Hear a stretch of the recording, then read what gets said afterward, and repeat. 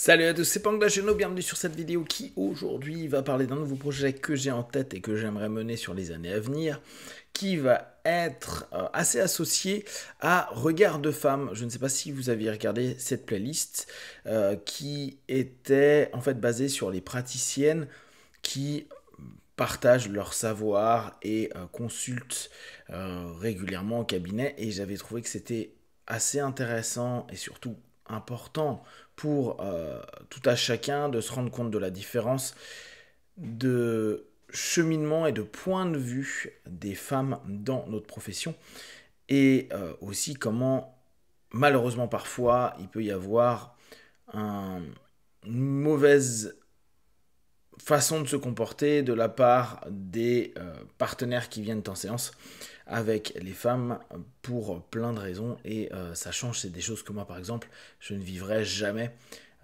de par mon cadre et de par ma carrure et mon énergie. Donc j'avais trouvé que c'était quelque chose de passionnant. Je vous invite vraiment à aller à la rencontre de ces praticiennes qui ont donné du temps pour ces podcasts. C'était vraiment cool. Et dans cette même idée, pendant la convention, je me suis dit qu'il serait vraiment intéressant qu'on se penche. En l'occurrence, le on sera moi, mais bien sûr, si vous voulez m'aider, m'accompagner, me donner des idées, me faire lire des articles, moi je suis preneur, sur les femmes dans l'hypnose. Et l'élément premier, c'est le fait que, vous savez que je suis fan du travail de Dave Hellman, qu'avec Brice, on tente de vraiment partager au mieux ce que Dave Hellman et après Larry professe et partage dans le monde. Seulement, à chaque fois qu'on parle de Dave, on oublie de dire qu'il y avait Pauline, sa femme. Alors, à chaque fois, je sais pas, je généralise à fond, mais c'est la remarque qu'on m'a fait. C'était en assemblée plénière où ça m'est venu et je me suis dit, on parle de Dave, mais Pauline était quelqu'un d'extraordinaire, et c'est dit et par son fils, et c'est dit dans des tout petites parties d'ouvrages que j'ai lus. Et je me disais, c'est dommage parce que même Lee Pasco, que vous connaissez, me disait, mais c'est fou, j'ai jamais entendu parler de Pauline comme étant une grande hypno, voire même j'ai jamais entendu parler de Pauline tout court. Or, dans ces périodes, dans les années 50-60, quand la méthode de Dave Hellman était en train de se répandre, quand lui donnait ses cours d'hypnose médicale aux dentistes, aux infirmiers, aux médecins, etc., la personne qui était là tout le temps, c'était sa femme. C'était sa femme qui venait faire les tournées. Alors pour ceux qui veulent un peu plus comprendre ces anecdotes-là, je vous invite à aller écouter sur la playlist de Dave Hellman toutes les péripéties et toutes les anecdotes que je vous partage, que j'avais trouvé dans nos livres de cours de la Dave Hellman Institute, et que je trouve passionnant, et ça nous donne plein d'idées de savoir comment s'est développée l'hypnose dans les années 50 du côté des Hellman. Et cette notion de pouvoir se dire, Dave était quelqu'un d'extraordinaire, et vraiment, je pense, un génie de l'hypnose.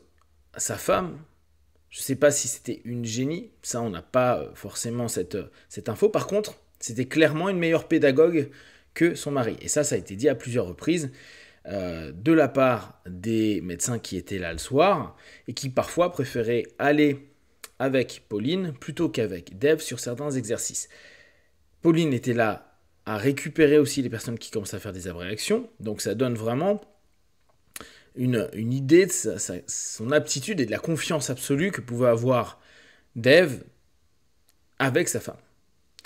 Et autre chose, et ça aussi c'est, je crois, Larry qui nous l'a expliqué, ou c'est dans un bouquin, elle a permis notamment de bien structurer la version moderne du processus de l'induction pour arriver au niveau SDL. Donc, c'est assez génial de se dire que les trans profondes aujourd'hui, on pourrait nommer ce type de trans-là, les SDL, est quelque chose qui a été structuré par une femme. Et on aime à dire que c'est Dave Hellman qui a remis en avant ce travail de James SDL. et ben ça a été remis en avant par lui, mais restructuré par sa femme. Et ça, je trouve ça génial. C'est des choses importantes, sachant qu'aujourd'hui, si on y réfléchit, l'ESDEL est encore assez connu, même si nous en France, peut-être on est un petit peu plus en retrait. Mais dans la culture américaine, il n'y a aucun problème. Tout le monde connaît l'État ESDEL. Il y a même Inès Simpson, autre femme intéressante, passionnante, qui a créé le protocole Simpson, qui notamment passe par l'ESDEL pour après faire de l'ultra height et puis bosser. C'est pas toujours le cas d'ailleurs, j'en parlais avec des potes, mais ça nous donne quand même cette notion d'exploitation potentielle de l'ESDEL pour plein de choses. Donc, l'idée, ça serait de reprendre des écrits, je vais certainement me relire des livres d'autrices.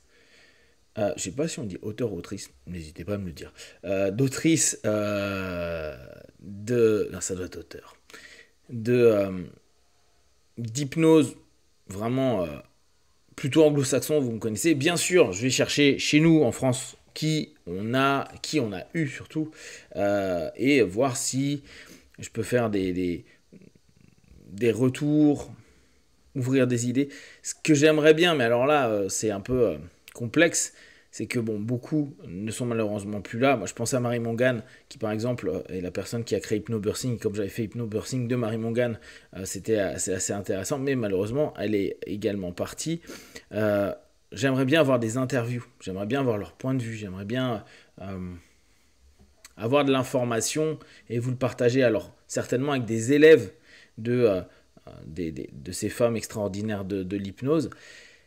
Je sais que Brice va bouger, faire un colloque à Orlando. J'y serais bien allé, mais cette année, je pense que je ne vais pas le faire. Et je sais qu'il y aura donc Larry et Cheryl qui vont être là. Et on va tenter de se faire un Zoom pour que Larry nous parle de sa mère. Et là, déjà, ça pourrait être intéressant. Et vu que là-bas, il y a pas mal d'anciens et notamment des personnes qui se sont fait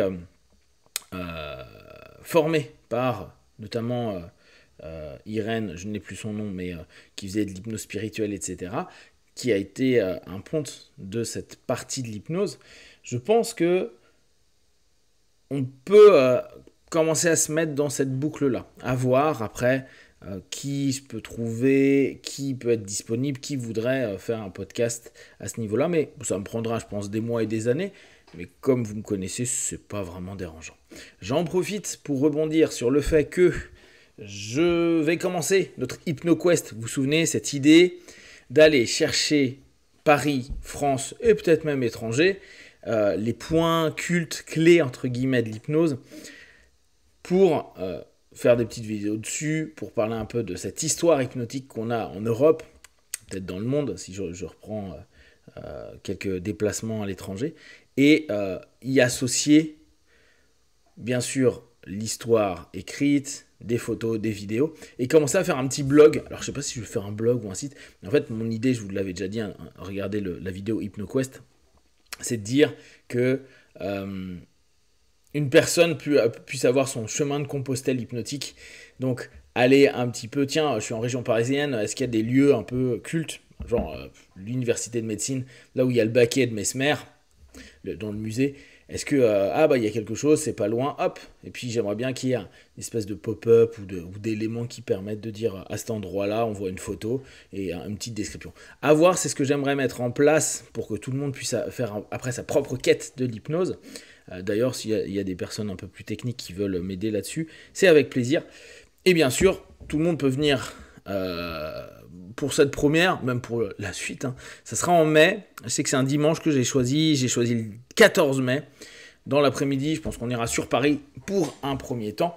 Je vous avoue, je ne sais pas trop comment je vais créer le format à ce moment-là, mais je vais cogiter. Et puis, vos retours sont les bienvenus. N'hésitez donc pas à me faire des retours pour savoir ce que vous pensez du travail sur l'histoire des femmes dans l'hypnose. Et puis, bien sûr, HypnoQuest. Si vous avez des questions et des remarques, vous les partagez sur Facebook, YouTube. J'y répondrai le plus rapidement possible. Et comme d'habitude, de tout ce que je propose, ne prenez que ce qui est bon, juste pour vous tester, observer, analyser et conclure. Be one, ciao, ciao.